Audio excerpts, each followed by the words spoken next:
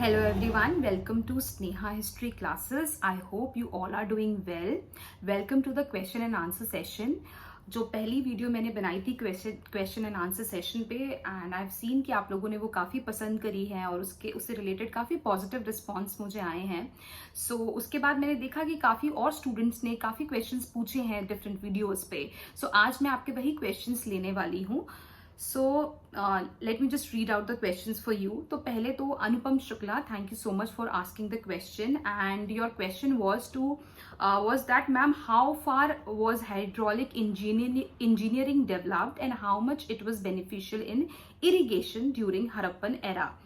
Okay so देखिए, hydraulic energy पहले तो हमें वो समझना है कि होती क्या है. तो हाइड्रोलिक एनर्जी बेसिकली क्या है कि वाटर को आप किस तरीके से यूटिलाइज कर रहे हैं, कैसे यूज कर रहे हैं, कैसे ट्रांसपोर्ट कर रहे हैं. तो ये जो मेरे को गूगल पे मिला उससे रिलेटेड, बिकॉज थोड़ा साइंस स्टूडेंट्स के लिए इजी होगा ये बता पाना, बट मैंने उसको पढ़ा. तो this is what hydraulic engineering is all about. तो उसमें क्या, आप अगर हड़प्पन सिविलाइजेशन को देखेंगे तो हड़प्पन सिविलाइजेशन जो भी आर्कोलॉजिकल सोर्सेज हमें मिले हैं उसके बेसिस पे ही हिस्टोरियंस जो है उससे रिलेटेड इंफॉर्मेशन प्रोवाइड कर पाए हैं. और अभी प्रॉब्लम क्या है कि उनकी स्क्रिप्ट डिसाइफर नहीं हुई है. तो एग्जैक्टली बता पाना कि क्या था, शायद हम उसको पढ़ के ज्यादा अच्छे से बता पाए, पर फिर भी यस, हमें डैम का रेफरेंस मिला है. ड्रेनेज सिस्टम बहुत अच्छा था उनका, काफी डेवलप सिविलाइजेशन थी. अगर अभी से कंपेयर करें तो अभी भी कुछ गांव ऐसे हैं जहां पे इतना अच्छा, अगर हम हड़प्पन सिविलाइजेशन से कंपेयर करें तो इतना अच्छा मतलब सिस्टम नहीं है. तो उस तरीके से हम देखेंगे it was an urban civilization. तो डैम्स है, प्रॉपर ड्रेनेज है. आपने वीडियो देखी होगी, उसमें आपको मैंने पूरा एक्सप्लेन किया है कि ड्रेनेज सिस्टम कैसा था. तो अब ये ड्रेनेज डेफिनेटली, क्योंकि डैम्स है, ड्रेनेज है, तो वो इरिगेशन में भी हेल्प करती होंगी. तो ड्रेन्स के थ्रू वो फील्ड्स में वाटर जाता होगा और वहां से वो उसको इरिगेट करता होगा. और इसके साथ साथ हमें प्लाव का रेफरेंस भी मिला है. बट बिल्कुल कह पाना कि ऐसा ही था वो अभी हम नहीं कर सकते, क्योंकि कोई भी हिस्टोरियन ऐसा नहीं कर सकता. तो जो भी आर्कोलॉजिकल सोर्सेस पे, एविडेंसेस पे हम बस एक अजम्पशंस लगा सकते हैं कि यस. बट हाँ, ऑब्वियसली बिकॉज ड्रेनेज मिला है, प्लाव मिला है और डैम मिला है, तो इससे ये मालूम चलता है उनका एक इरिगेशन का काफी एक नेटवर्क था और वो अपनी फील्ड्स को उसके थ्रू इरिगेट करते थे. Now next question Anupam Shukla ने पूछा है कि ma'am, how far the ideal worship practice, did they believe in ghost, what was the importance of seal, was it used as a means of exchange और decoration. तो देखिए, एक ही क्वेश्चन में बहुत सारे क्वेश्चन इन्होंने पूछ लिए हैं. सो आइडियल वर्शिप की अगर हम बात करें तो यस, मैंने डिस्कस किया है. रिलीजियस जो बिलीफ वाला वीडियो है उसमें बोला है कि हमें मिली है मदर गॉडेस की स्टेच्यूज. ठीक है, सील्स में भी हमें दिख रहा है कि जो इमेजेस हैं वो कहीं से आइडल वर्शिप को शो करते हैं. पशुपति शिवा मिला है हमें, तो ऑब्वियसली आइडल वर्शिप वो लोग करते थे. इसके साथ साथ did they believe in ghost, तो यस, एम्यूलेट्स वगैरह भी हमें मिले हैं. वो भी मैंने बताया आपको, ताबीज वगैरह इस तरीके की छोटी छोटी चीजें वो यूज करते थे, जिससे कि ये मालूम चलता है कि हाँ, उनका विश्वास था. मतलब कुछ तो नेगेटिव एनर्जी थी. एग्जैक्टली अगर हम उसको घोस्ट कहें तो हम हाँ एक तरीके से कह भी सकते हैं. तो but again I will say, क्योंकि डिसाइफर नहीं हुआ है, जो भी आर्कोलॉजिकल एविडेंसेस मिले हैं उसी के ऊपर ये स्टडी बेस्ड है, तो उसके एग्जैक्ट बोल पाना कि यही था वो थोड़ा मुश्किल है. बट यस, जो भी हमें चीजें मिल रही है उससे हम अंदाजा लगा सकते हैं कि शायद वो उस पर भरोसा करते होंगे, घोस्ट पे. इसके बाद आपने पूछा है सील्स के ऊपर. तो देखो, सील्स का मेन डेकोरेशन का नहीं पर्पस था, ये ऐसा नहीं है. सील्स जो है वो ट्रेडिंग पर्पस के लिए यूज होती थी, बिजनेस के लिए, एक्सचेंज के लिए यूज होती थी. ठीक है, और वो अलग अलग मटेरियल से भी बनी होती थी. आप देखेंगे जो क्ले से भी बनी होती थी, गोल्ड, सिल्वर. ठीक है, तो अलग अलग मेटल्स के थ्रू वो जो सील्स है वो बनी होती थी, and it was used for trade and business purpose. Now you have also asked me a point of contact where you can ask more questions. So Anupam, what I will going to do is, मैं आपके इसी message में I will be sharing my email ID. ठीक है, आप उस पर मुझे और कांटेक्ट करके मुझे और क्वेश्चंस भी पूछ सकते हैं. ठीक है, तो जितनी भी मेरी अंडरस्टैंडिंग है उसके through I will try to satisfy you with my answers. I hope मैंने जस्टिस किया होगा. Now next is Miss कांटो इज, आई डोंट नो बेटा, I don't know what is your real name. कांटो थोड़ा मेरे लिए अजीब है, बट कांटो, आपने मुझे काफी क्वेश्चंस पूछे हैं. सीन, आपने मेरी काफी वीडियोस देखी हैं और उसमें से काफी सारे क्वेश्चंस पूछे हैं. तो आई विल ट्राई कि मैं कितने मैक्सिमम क्वेश्चन आपके आंसर कर सकती हूँ. तो आपने मुझे पूछा है how could the local self government under the Cholas adjust with their centralize administrative structure. So बेटा इसके ऊपर I will be making a separate video, ठीक है, क्योंकि अभी बीए फर्स्ट सेमेस्टर का सिलेबस कंप्लीट नहीं हुआ है और उसमें अभी जो थर्ड यूनिट है उसमें ये टॉपिक है राष्ट्रकूटास चोलाज एडमिनिस्ट्रेशन। तो वो मैं बहुत जल्दी उस पर भी वीडियोस बना दूंगी, तो आप वो वहां से देख सकते हैं। एंड बेटा थोड़ा ये नेम मेरे लिए इंटरेस्टिंग है, तो मुझे प्लीज आप कमेंट में बताना कि व्हाट डज दिस मीन। हो सकता है कि मैंने नहीं सुना है, ठीक है। तो एक तो ये हो गया आपका क्वेश्चन। नेक्स्ट आपने मुझे ये पूछा है कि the Vijayanagar empire architecture was heavily borrowed from the earlier dynasty of the region. Madam देखो, आप जिस तरीके के क्वेश्चन पूछ रहे हो ना, वैसे तो मैंने अपनी वीडियोस में कांटो ऑलरेडी डिस्कस किया हुआ है डिटेल में कि क्या था विजयनगर एडमिनिस्ट्रेशन, उसका आर्किटेक्चर कैसे था, ठीक है। बट इसके ऊपर बहुत और रिसर्च भी मतलब ऑलरेडी हुई है, ठीक है। इससे रिलेटेड काफी वीडियोस भी अवेलेबल है और इससे रिलेटेड काफी बुक्स भी लिखी गई हैं विजयनगर एम्पायर से, तो आप वो भी गो थ्रू कर सकते हैं। बट इसके लिए मुझे और ज्यादा पढ़ना पड़ेगा आर्ट एंड आर्किटेक्चर से रिलेटेड जो आप बोल रहे हैं। तो यस डेफिनेटली उन्होंने बोरो तो किया ही है, बट क्या बोल पाना, because you are asking me a detailed question और वो इतनी एक वीडियो में बनाना थोड़ा मुश्किल है, ठीक है। आई विल ट्राई कि इससे रिलेटेड अगर मुझे कोई और इन्फॉर्मेशन मिले तो मैं आपसे वो शेयर कर सकूं।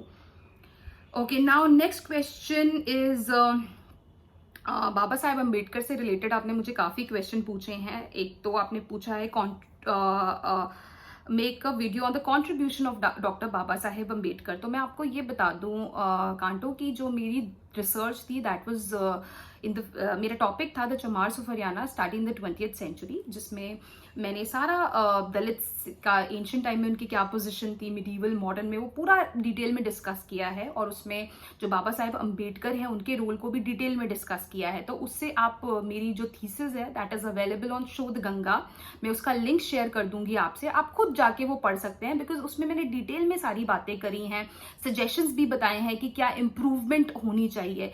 बिकॉज जैसे आपका ये क्वेश्चन है, इसको मैं थोड़ा सा शॉर्ट में एक्सप्लेन कर देती हूँ आपके लिए। That madam you know despite years of reservation the conditions of Dalits in India still remains miserable, and in the light of some recent incidents bring out the major reasons behind miserable condition of Dalits, give suggestions for improvement। तो I will say कि आप मेरी वो thesis पढ़ लीजिए, उसमें जो summary वाला सेक्शन है उसमें मैंने रिकमेंडेशंस ऑलरेडी दी है, बट आप लोगों के लिए मैं बता दूं आपकी इन्फॉर्मेशन के लिए। देखो एक्चुअली में जो रिजर्वेशन, मैंने पहले भी बोला है कि बाबा साहेब अम्बेडकर कभी भी रिजर्वेशन नहीं चाहते थे, ठीक है। He wanted a separate electorate but that was the lost slot given to him, उनके पास कोई और ऑप्शन नहीं था। तो रिजर्वेशन शुरुआत में 10 ईयर्स के लिए बताया गया था, बट आगे चलकर आप देखेंगे बाबा साहेब अम्बेडकर तो रहे नहीं, तो ये जो भी पॉलिटिशियंस हैं उन्होंने अपने बेनिफिट के लिए क्या किया, इसको एक्सटेंड करते रहे एंड इसको प्रॉपर इम्प्लीमेंट नहीं किया। सबसे बड़ी प्रॉब्लम क्या है इस समय, कोई भी जो गवर्नमेंट पॉलिसी बनाती है उसमें सबसे बड़ी प्रॉब्लम है इम्प्लीमेंटेशन की, because there is a lot of corruption, ठीक है। अगर ये चीज ढंग से इम्प्लीमेंट करी होती तो अभी आज तक बहुत सारे जो दलित्स हैं वो उनकी पोजीशन काफी बेटर हो गई होती। बट अगर आप स्टडी भी करोगे तो बहुत लिमिटेड, लाइक आप देखोगे 2 to 3% of the Dalit community, उनको थोड़ा बहुत उसका बेनिफिट मिल रहा है। अभी भी मेजॉरिटी लाइक 95% 98% जो कम्युनिटी है उनकी अभी भी पोजीशन वैसी ही है, क्योंकि रिजर्वेशन मिलेगा कब, जब आप एजुकेटेड होगे, ठीक है, तभी आपको रिजर्वेशन मिलेगा। बट इन रियलिटी अगर आप देखेंगे, and I have done a case study in Ambala district, Haryana का रीजन है, आप देख सकते हो वहां पे मैंने सारा डेटा दिया हुआ है कि अगर आप देखेंगे तो एजुकेटेड ही नहीं है, तो रिजर्वेशन तो तब मिलेगा जब एजुकेशन मिलेगी। सो बहुत कम लोग हैं जो उसका बेनिफिट उठा रहे हैं। बट सवाल उठता है कि फिर उठा कौन रहा है benefit, because there are incidences I have seen कि काफी सारे लोगों ने फेक सर्टिफिकेट्स भी बनाए हुए हैं, ठीक है। तो सही से इंप्लीमेंट नहीं कर रहा है, फेक सर्टिफिकेट्स हैं, गलत लोगों को वो उसका बेनिफिट उठा रहे हैं, ठीक है। और इसके साथ मतलब और भी बहुत सारे फैक्टर्स हैं, आप उसको पढ़ लेना। So because of this corruption बहुत ज्यादा है, ढंग से इंप्लीमेंटेशन नहीं हुई है। पहले तो जरूरत है एजुकेट करने की, एजुकेट बोलते हैं ना, बाबा साहेब अम्बेडकर भी यही कहते हैं, एजुकेट एजिटेट, ठीक है, फाइट, मतलब फाइट फॉर दिस। तो ये चीज जरूरी है, उनका यही स्लोगन है। तो तभी मैं बोलूंगी कि आप वो भी पढ़ लीजिए। एंड आई विल से कि अगर प्रॉपर लाइक अवेयरनेस क्रिएट होगी तभी जाके लोग उसका बेनिफिट उठा पाएंगे। Okay, now next you have asked कि Initial Buddhist stupa art, while depicting folk themes and stories, magnificently illustrate Buddhist ideas. Kindly explain, madam. Okay, initial Buddhist stupa art, again see कांटो, इस पे काफी रिसर्च हो सकती है स्तूपा आर्ट के ऊपर, बट मैंने ऑलरेडी कुछ चीजें बताई हैं, क्योंकि अगर आप शुरुआत में देखोगे तो जब ये हीनयान था, ठीक है, तो बुद्धिज्म का सिंबल कैसे दिखाया जाता था, उनकी अम्ब्रेला से या उनके फुटप्रिंट से, ठीक है। बट बाद में जब महायान जो सेक्ट है वो पॉपुलर हुआ, और इसका मेन क्रेडिट जाता है कनिष्क को, जो कि कुशाना डायनेस्टी से थे, तो जब आप उनको देखेंगे तो उन्होंने फिर इमेजेस बनानी शुरू करी, ठीक है। उस टाइम पे गांधार स्कूल ऑफ आर्ट को हम डिटेल में करते हैं, ठीक है। गांधार स्कूल ऑफ आर्ट के थ्रू आप देखेंगे amalgamation of Indian and Greek art, you will going to find in that. तो जब वो एमेलगमेशन होती है तो फिर आप देखेंगे स्टैचूज बनने लग गई, ठीक है, ब्यूटीफुल, और तब आइडल वर्शिप जो है एक्चुअली में शुरू हुई है। और वो जो भी होता था, दैट जो भी थीम होता था गांधार स्कूल ऑफ आर्ट का, तो मेनली तो वो बुद्धा की लाइफ से रिलेटेड होते थे, बट इसके साथ साथ आप देखेंगे कि जो हिंदू डिएटीज हैं, ठीक है, उनसे रिलेटेड भी चीजें उसमें डिपिक्ट की जाती थी। ऑल राइट, इसके बाद आपने एक और चीज मुझे पूछी है, that contribution of Iltutmish for the expansion and consolidation of the Delhi Sultanate. कांटो, अगर आपने वीडियो देखी होगी उसमें आप ऑलरेडी एक्सप्लेन की क्या उसका कंट्रीब्यूशन था, किस तरीके से उसने एक्सपेंशन किया। तो I think I have already detail this in already given a great detail in my this video, so आप आई डोंट थिंक इसके ऊपर मैं और क्या कमेंट करूँ। इसके बाद So during the age of Guptas, literature flourished and a number of literary masterpieces were produced. Madam, kindly elucidate and discuss in easy and clarified wordings.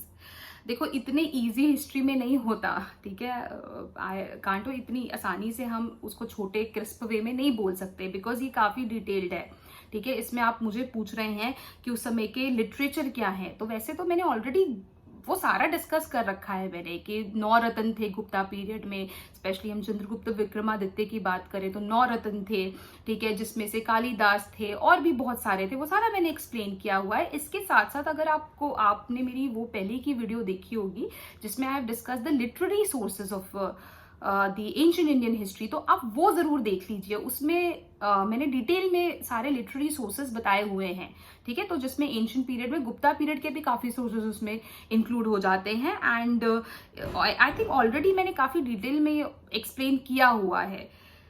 उसके बाद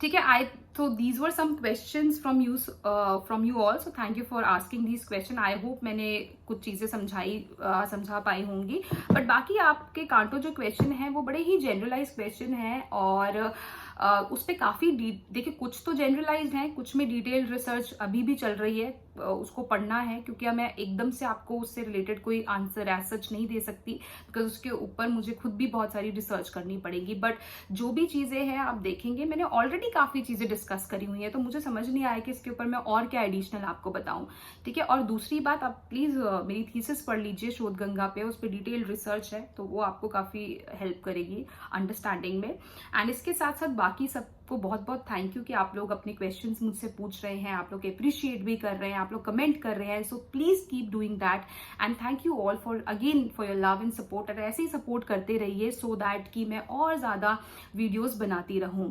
एंड आपके जो भी और क्वेश्चंस हैं आप मुझे इसी वीडियो के कमेंट सेक्शन में पूछ सकते हैं, एंड पर्टिकुलरली कोशिश करिए कि जो वीडियोस मैं ऑलरेडी बना चुकी हूँ उन्हीं से रिलेटेड आप क्वेश्चन पूछिए। कई बार मैंने देखा है कुछ ऐसे स्टूडेंट्स हैं वो out of the box question पूछ लेते हैं, लाइक किसी और का, तो वो चीज क्या होती है कि उसके लिए फिर मुझे और ज्यादा काम करना पड़ेगा। तो इसीलिए अगर वीडियो से रिलेटेड कोई क्वेरी है तो वो मेरे लिए ज्यादा अच्छी रहेगी, तो आप उसी वीडियो के कमेंट सेक्शन पे वो क्वेरी पूछ सकते हैं। All right, thank you so much for watching this video, and keep loving and keep supporting me, and I'll see you in the next video. Till then, take care, stay safe, and please subscribe the channel, like, share and comment.